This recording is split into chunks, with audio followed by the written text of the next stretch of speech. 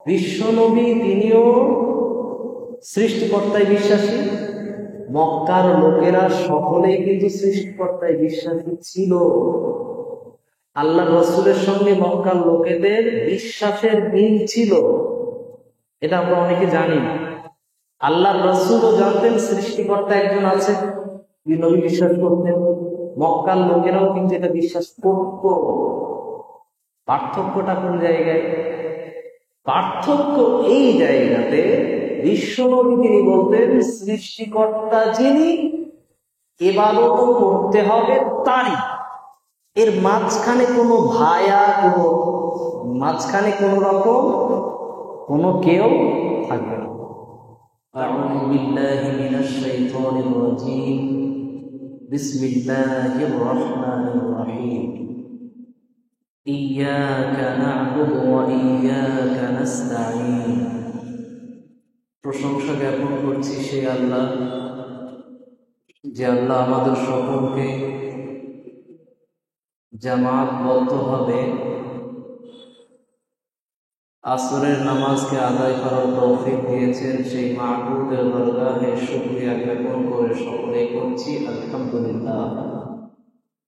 অতঃপর অগণিত শান্তির ধারা দরুদ বর্ষিত হোক শেষ নবী মুহাম্মদ রাসূলুল্লাহ সাল্লাল্লাহু আলাইহি ওয়াসাল্লামের প্রতি, সকলে করছি আমিন। পবিত্র কুরআনের ধারাবাহিক তাফসীরের আজকের আলোচনা সূরাতুল ফাতিহা ৪র্থ নম্বর আয়াত। আল্লাহ পাক রব্বুল আলামিন তিনি বলেন, ইয়্যাকা না'বুদু ওয়া ইয়্যাকা নাস্তাঈন। বান্দা আল্লাহ পাক রব্বুল আলামিনের প্রশংসা করার পরে, আল্লাহর প্রশংসা কিভাবে করল? আল্লাহ তাওহীদের পরিচয় দিয়েছে বান্দা। আল্লাহর তাওহীদের পরিচয় কিভাবে দিয়েছে? এক, আলহামদুলিল্লাহি রাব্বিল আলামিন।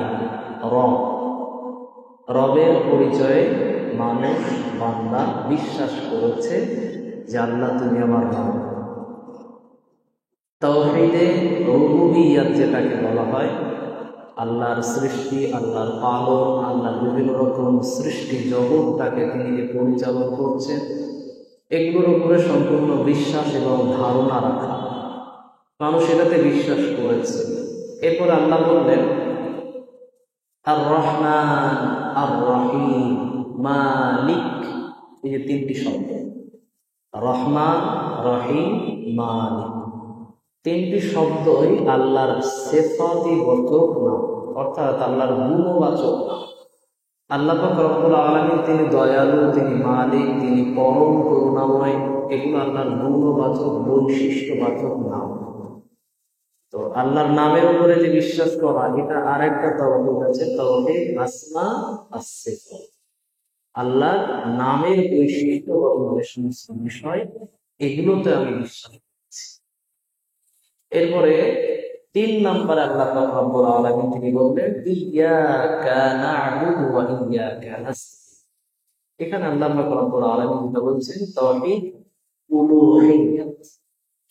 তাওহীদ উলুহিয়্যাত মানে কি?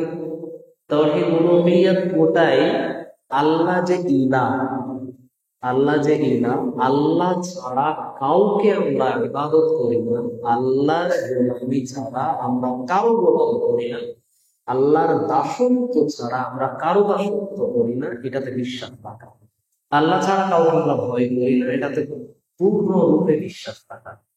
আমরা কালিমাতুত তাওহীদ বা কালিমাতুত তাইয়্যিবা আমরা কি করি? লা ইলাহা ইল্লাল্লাহ। এটাতে তাওহীদ উলুহিয়্যা ব্যাখ্যা দেওয়া হয়েছে যে আমরা বান্দা হিসাবে তোমার কাছে বলছি, আল্লাহ তুমি আল্লাহ ছাড়া দ্বিতীয় কোনো ইলাহ নাই। এটার আরেকটা ব্যাখ্যায় বলা হয় তুমি আল্লাহ ছাড়া বা নেই কোনো ইলাহ, নেই কোনো মাবুদ আল্লাহ ছাড়া।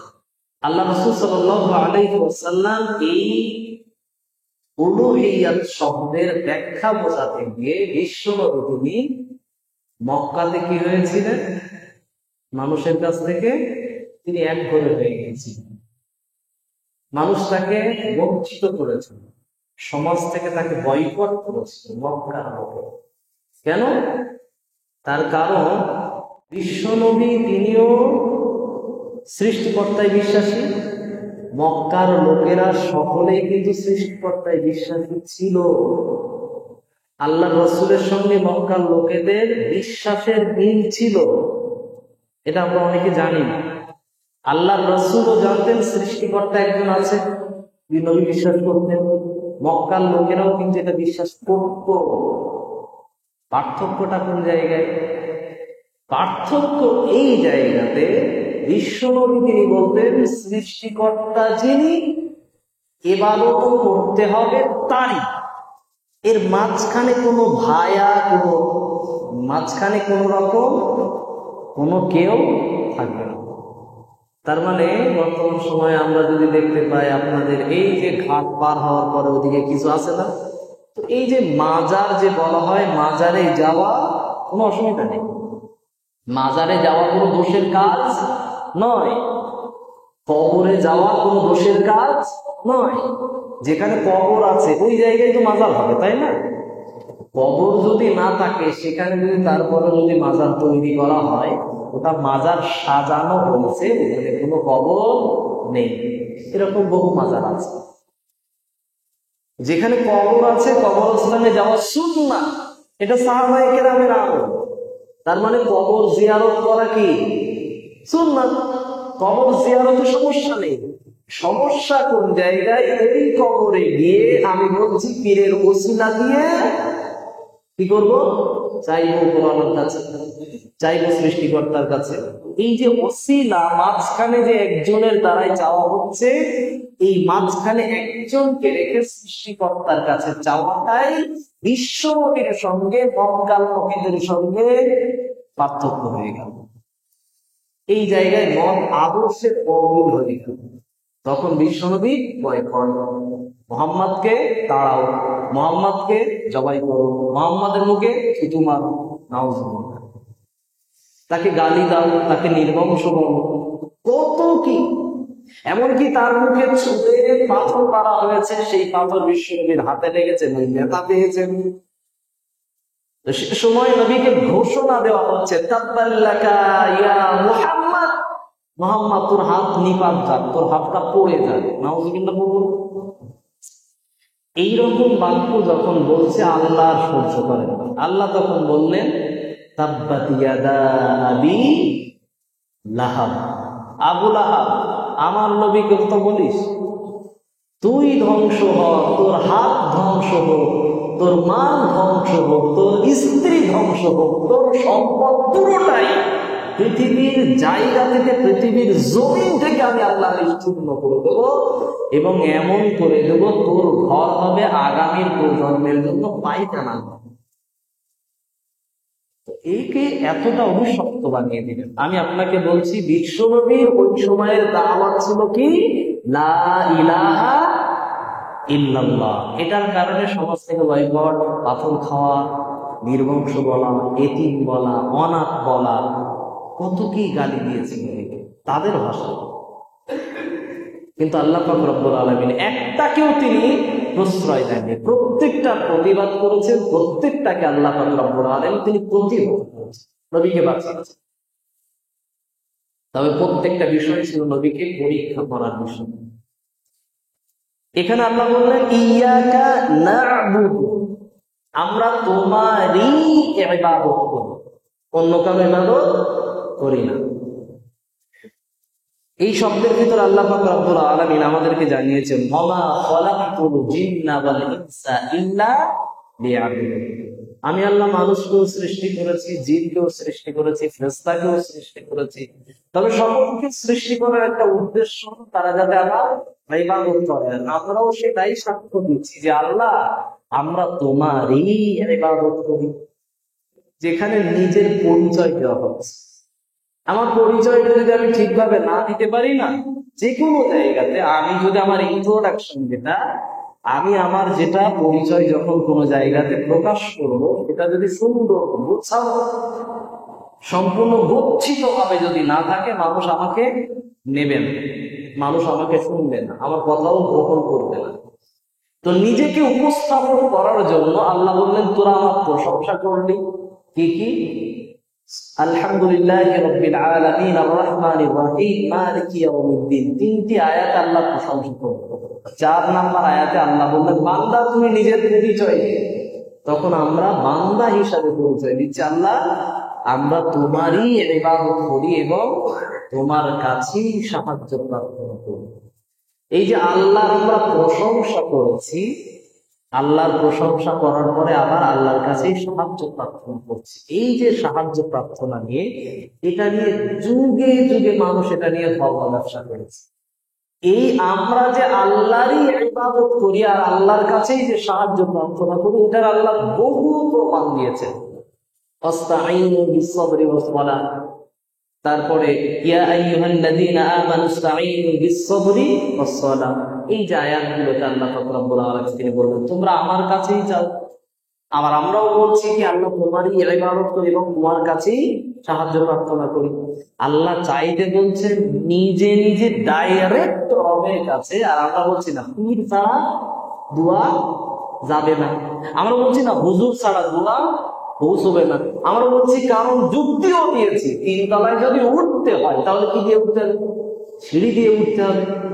তো আল্লাহর কাছে যেতে গেলেও আমি তো গুনাহগার বান্দা। পীর সাহেবরা, হুজুররা, আমাদের যে সমস্ত বদ্দিনশীল যারা পীর সাহেব আছেন, তাদের সাহায্য ওসিলা যদি না ধরি আল্লাহর কাছে যাওয়া যাবে না।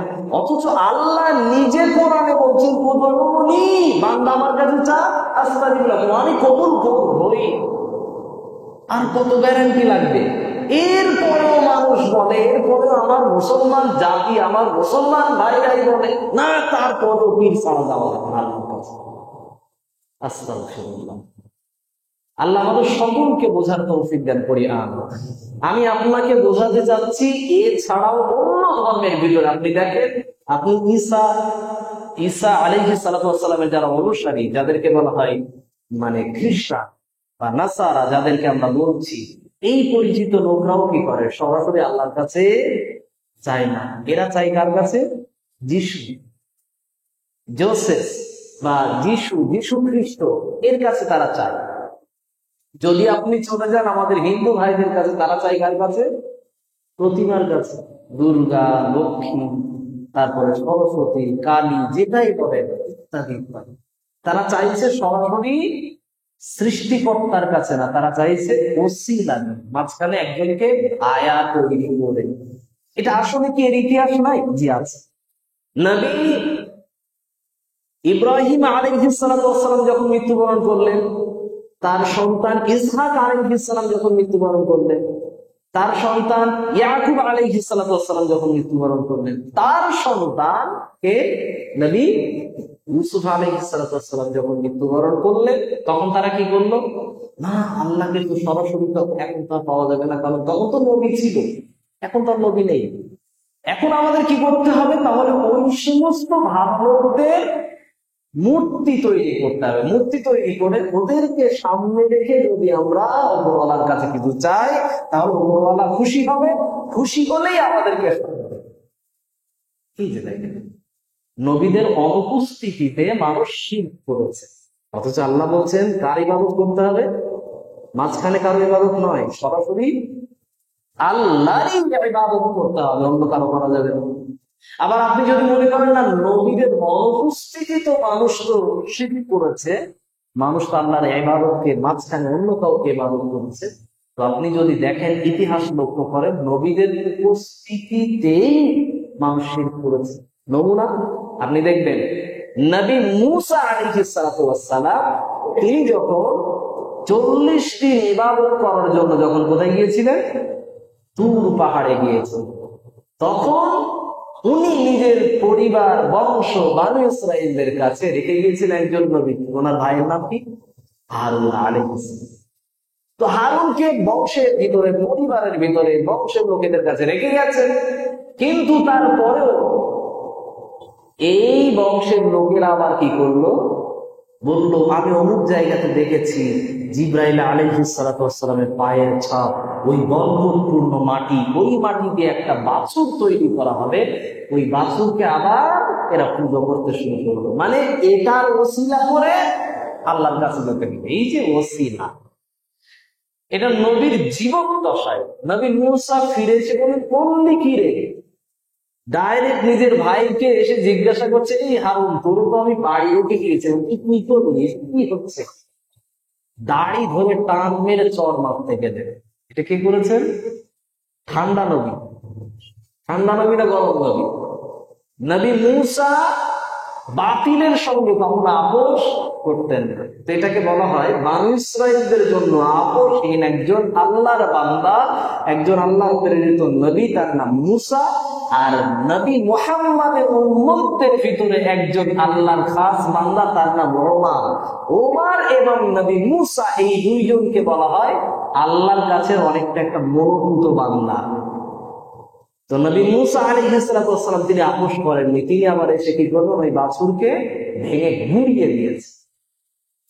আপনি বর্তমান সময়কে লক্ষ্য করেন, বহু উলামা সমাজ আছে, তারপরে মানুষ কবর পূজা এখনো বাদ দেয়, এখনো মাজার চলছে, এখনো কবর চলছে, কবর উঁচু করা, কবর পাকা করা চলছে। এটার ওসিলা করে আল্লাহর কাছে চাইতে হবে। আমরা বলতে চাই, মানুষ এই যুগে যুগে যে ধর্মের ব্যবসাগুলো করেছে, সরাসরি আল্লাহর কাছে পূজা না করে, আল্লাহর উপাসনা না করে, আল্লাহরই ইবাদত না করে, বিভিন্ন ওসিলা নামের অনেক ভায়া নামক ইবাদত তৈরি করেছে। এই ইবাদতকে বর্জন আমাদের সকলেরই করা লাগবে ইনশাআল্লাহ। আল্লাহ তুমি আমাদের সকলকে তৌফিক দাও, আমিন।